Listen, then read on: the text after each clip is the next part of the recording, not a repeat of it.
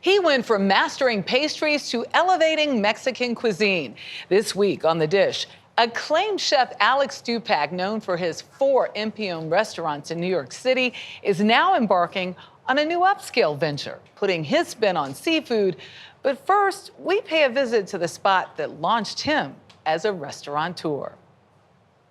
This is a look. This is my happy place. I mean, what, is this original or did you do this? Some of it's original, some of it is artifice. Empion El Pastor is Chef Alex Stupak's comfort zone. Part taqueria, part bar. Cheers. Cheers. But it didn't always look like this. We had this shiny new space, and it didn't feel like what was here before. He says it cried out 1990s East Village. I went on Craigslist, and I put out an ad, and I said, look, if you were a graffiti artist who used to hang out in this corner from 1998 to 2002, I want to meet you. And all these guys from Staten Island came out of the woodwork. Transforming it to its original splendor. Today, margaritas and tacos rule the night. You want one of those? Yeah.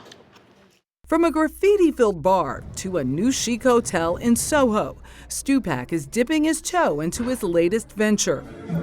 The Otter and Sloan's Bar and Lounge at the Manor Hotel. Well, this is a lovely place. Thank you. We want it to be your new favorite neighborhood restaurant. I'm kind of defining it as a vibe. To me, a neighborhood restaurant is one where you're comfortable to go there as a single diner and order the same thing every time, and that feels good.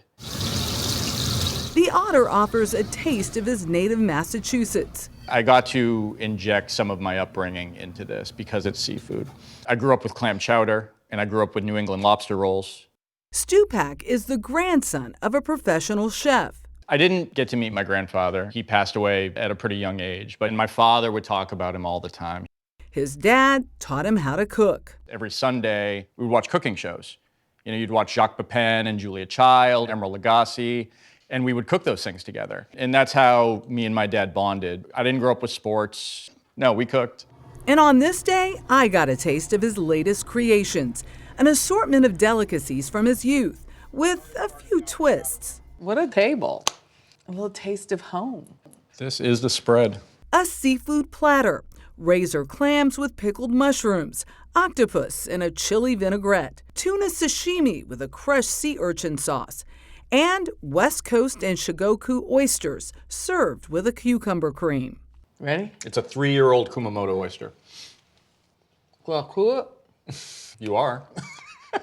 I'm not supposed to? No, you did perfect. All right.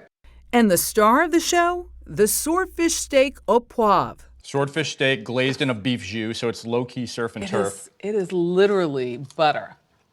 And that peppercorn. Peppercorn crust. Next, fettuccine with masutake mushrooms and kelp. Check this out. Even a vegetarian dish has a seafood theme. The seaweed and the pasta have a similar texture. I love it. I love kelp. Also on the table, his take on a traditional lobster roll. And no meal would be complete without dessert. I took a big bite.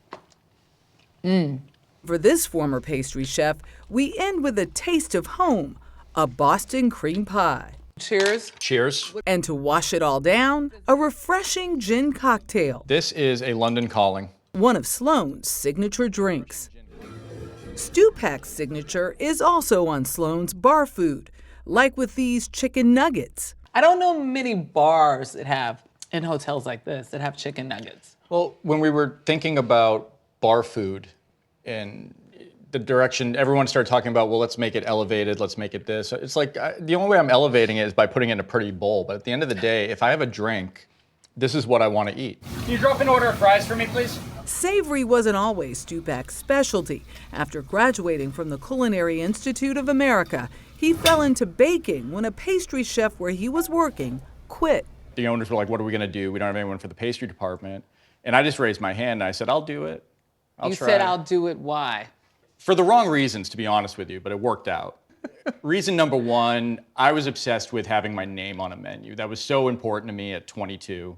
I wanted to be recognized or known for something. The other part, though, is that, well, all the girls were working in the pastry kitchen. Sign me up. Guys, it serves. And while baking may not have been his first passion, it launched his career. Pastry, it's the only time that we only eat because we love it.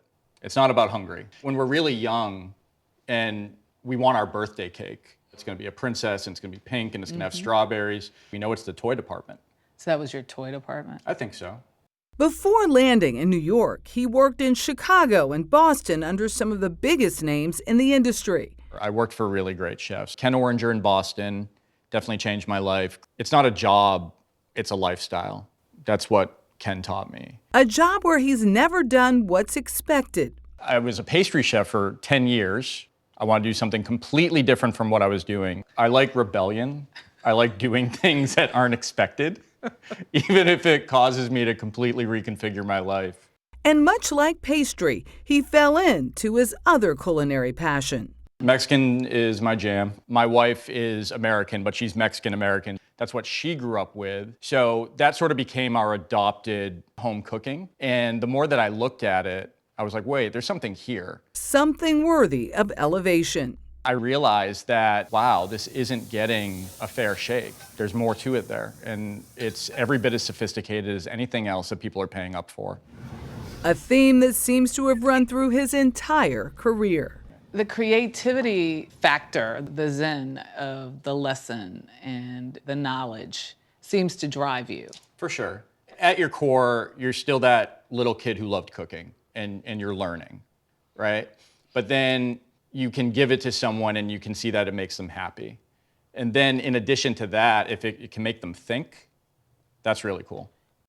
So the whole time I was thinking, okay, he wants this to be the friendly neighborhood spot, but no, it is really cool, very elevated and very, very yummy food inside. The Otter is. We already went into the chicken nugget. Oh, all the way in. And the sauce, our favorite, clearly the sweet and sour spicy sauce. Yeah, it's got a nice kick. It is kick to it. unbelievable. Yeah, really, Empayón, fantastic. And now I have to try the new place. Yeah.